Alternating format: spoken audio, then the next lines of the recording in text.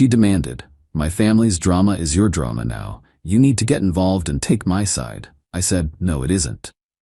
The next time her family started screaming in my living room, I kicked out every single one of them and the drama exploded.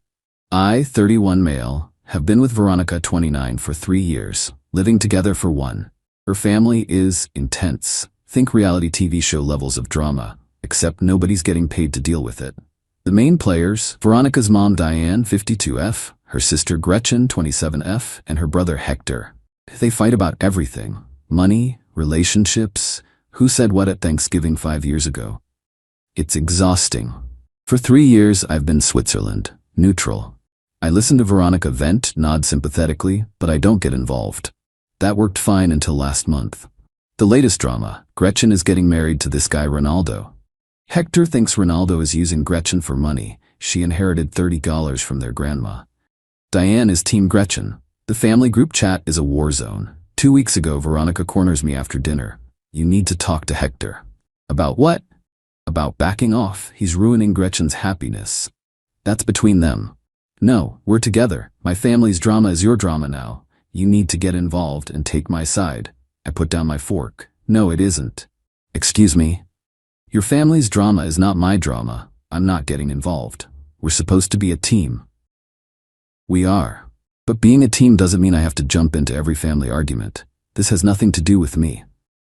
It has everything to do with you. You're practically family. Practically family means I'm polite at dinners and remember birthdays, not that I referee your siblings' fights. She stared at me like I'd grown a second head. "I can't believe you're being so selfish." Selfish? I'm refusing to insert myself into drama that doesn't concern me. That's called having boundaries.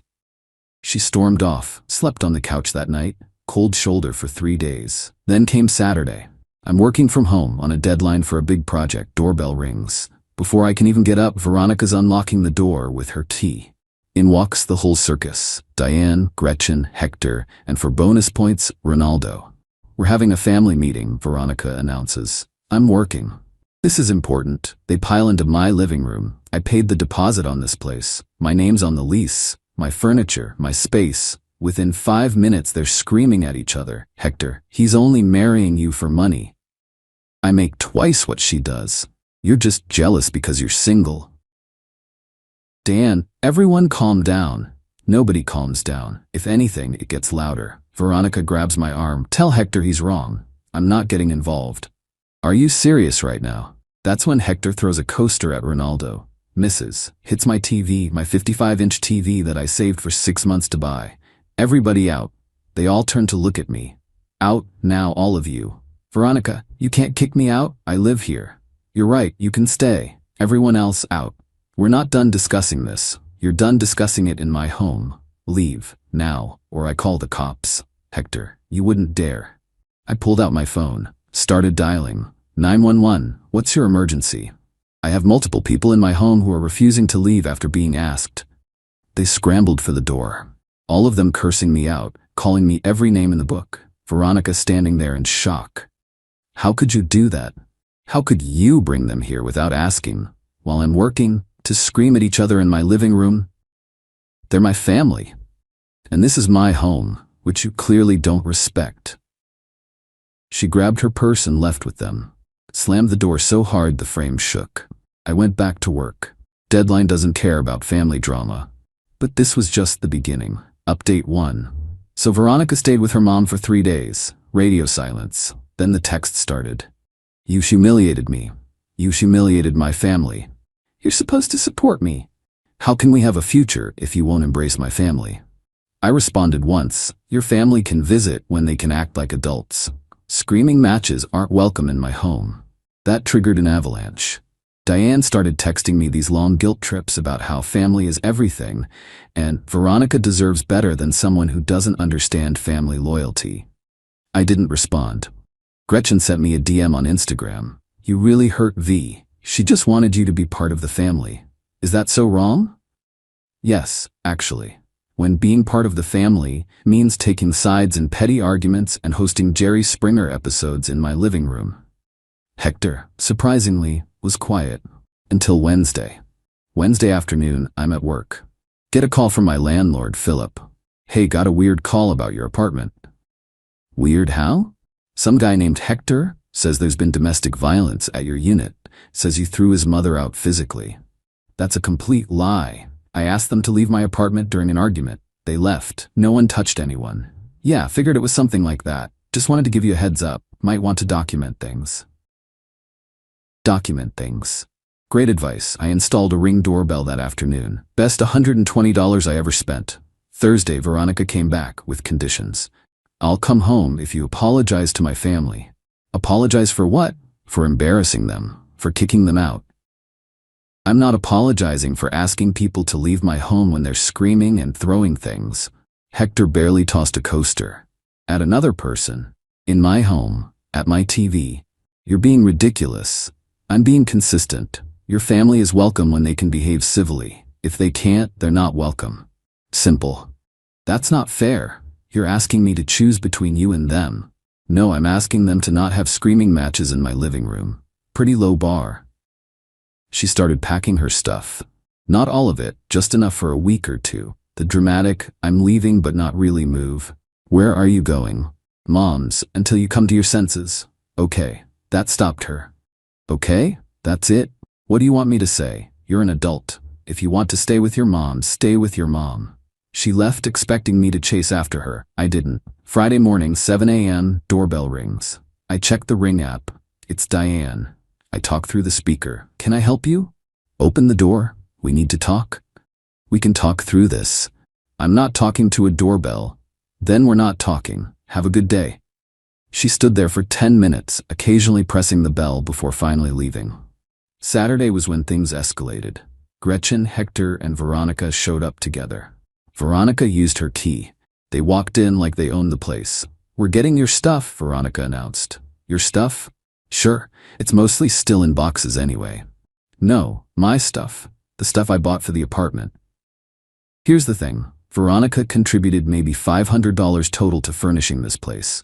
A few throw pillows, some kitchen gadgets, a lamp. I have receipts for everything major. Take what you paid for, I said. I have all the receipts in my filing cabinet if we need to verify. You keep receipts for furniture? For warranty purposes? Yeah. They started grabbing things. The coffee maker, mine, $180. The microwave, mine, $220. The air fryer, hers, $60. She could have it. That's mine, I said, pointing to the coffee maker. We use it together, Veronica protested. Using something doesn't make it yours. I bought it before we moved in together. Receipts from 2 years ago. Hector decided to get tough. Man, just let her take what she needs. She can take what she owns. Nothing more. You're really gonna nickel and dime her?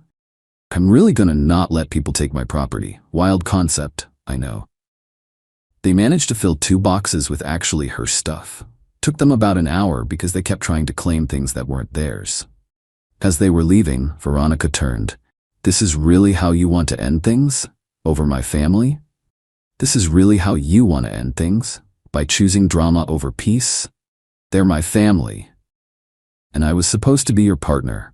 But you prioritized their drama over my comfort in my own home. She left, but she kept her key. That was a mistake. Update 2.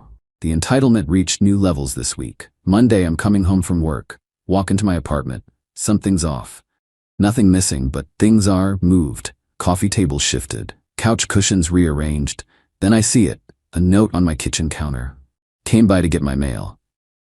She came into my apartment while I wasn't home, without asking. I checked my Ring history. She came in around 2 p.m., was inside for almost an hour. An hour. To get mail? I texted her. You need to return your key. It's still partially my place. No, it's not. You moved out. I still have stuff there. Then schedule a time to get it. With me present. Return the key. No response. I called my landlord that night, explained the situation. He said I could change the locks as long as I gave him a copy of the new key. Cost me $150 for an emergency locksmith. But Tuesday morning, new locks. Tuesday afternoon, the drama exploded.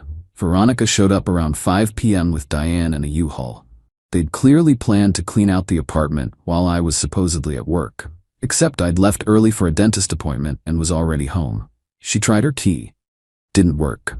To the banging. Open this door right now. I opened it but kept the chain on. Can I help you? My key doesn't work. That's because you don't live here anymore. I have property in there. Then you should have coordinated with me to retrieve it. Diane pushed forward. You can't lock her out of her own home. It's not her home. She moved out 2 weeks ago. She has no legal right to enter without my permission. We'll call the police. Please do. I'll show them the lease with only my name, the texts where she says she's staying with you, and the ring footage of her entering without permission yesterday. They looked at each other. Didn't call the cops. I want my things now, Veronica demanded. Fine, wait here. I went inside, gathered everything I could find that was definitively hers. Took about 20 minutes, brought the boxes to the door. Here. This is everything. I need to check the bedroom. No, you're probably hiding my stuff. Sue me then. That's when Hector showed up, because of course he did.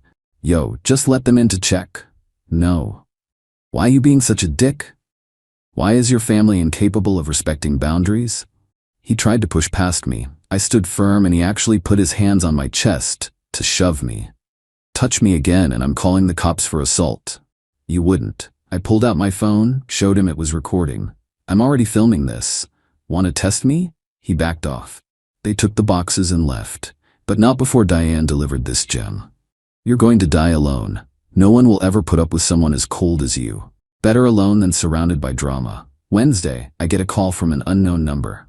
It's Ronaldo. Hey man, look, I know things are tense. How did you get my number?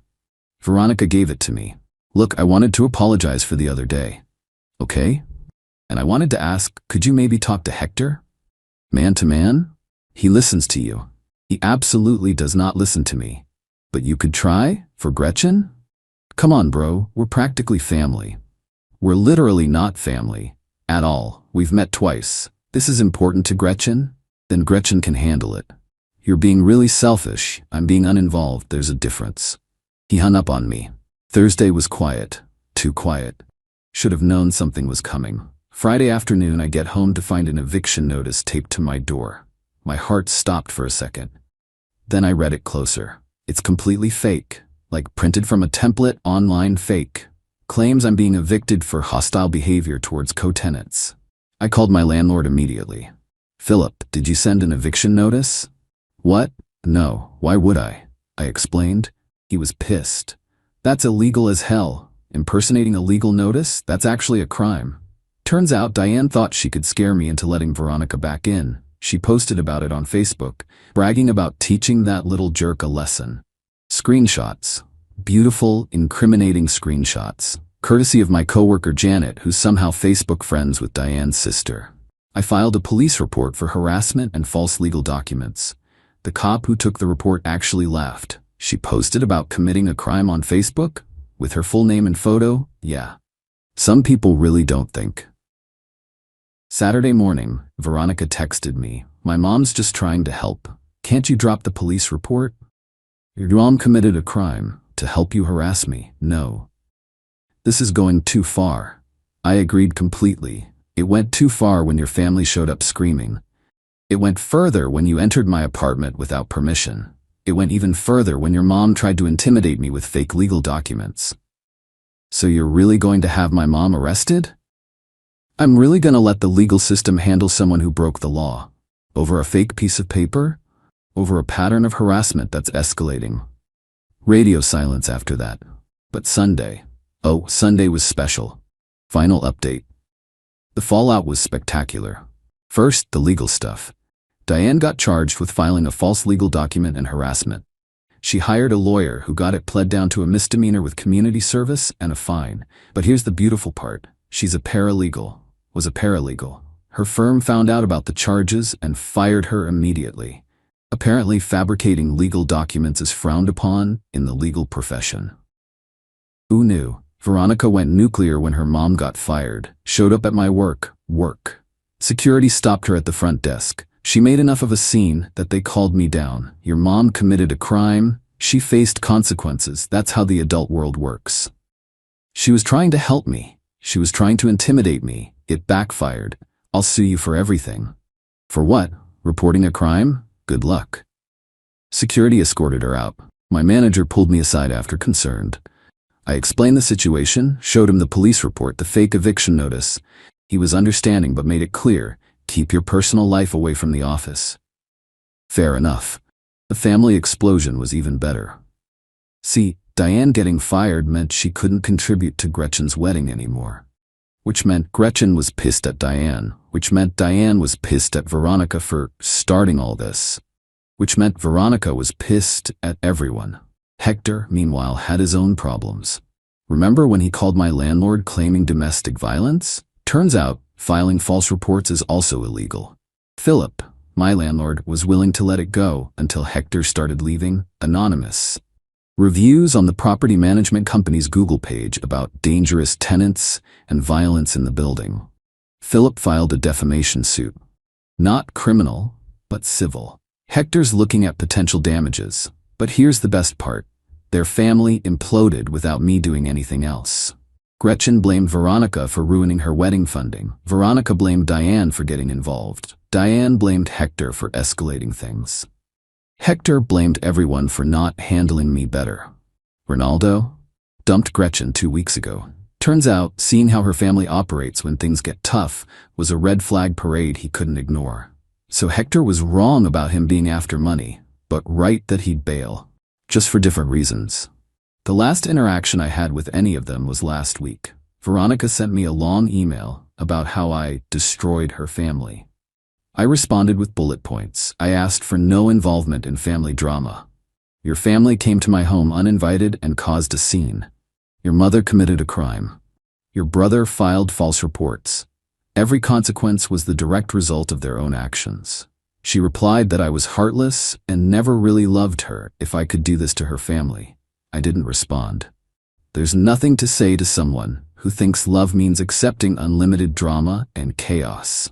I'm doing fine now. Apartment's peaceful. Work's going well without surprise visits from exes. Started dating someone new, Rachel from my building's gym. She's drama-free, has boundaries with her family, and get this, asks before bringing people to my place. Revolutionary concept. The funniest part? Last I heard through mutual friends, Veronica's family still has regular screaming matches. Except now they do it at Diane's apartment since she's unemployed and home all day. The neighbors have complained multiple times. They might get evicted. Meanwhile, I'm sitting in my quiet apartment, watching Netflix on my uncracked TV, drinking coffee from my coffee maker that Veronica tried to take, living my drama-free life. Sometimes the best revenge isn't revenge at all. It's just refusing to participate in the chaos and letting people face the natural consequences of their actions.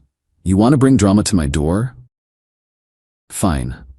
But you're going to deal with the results when I refuse to let it in. To everyone saying I should have just kept the peace, keeping the peace doesn't mean accepting chaos. It means maintaining your boundaries even when people test them, especially when people test them. Veronica thought family drama was something I had to accept as part of being with her. She learned that no, actually I don't. Nobody does. You can love someone without taking on their family's dysfunction. And if they can't understand that, they're not the right person for you. My apartment, my rules, my peace. Best decision I ever made was refusing to let their circus turn my home into their tent.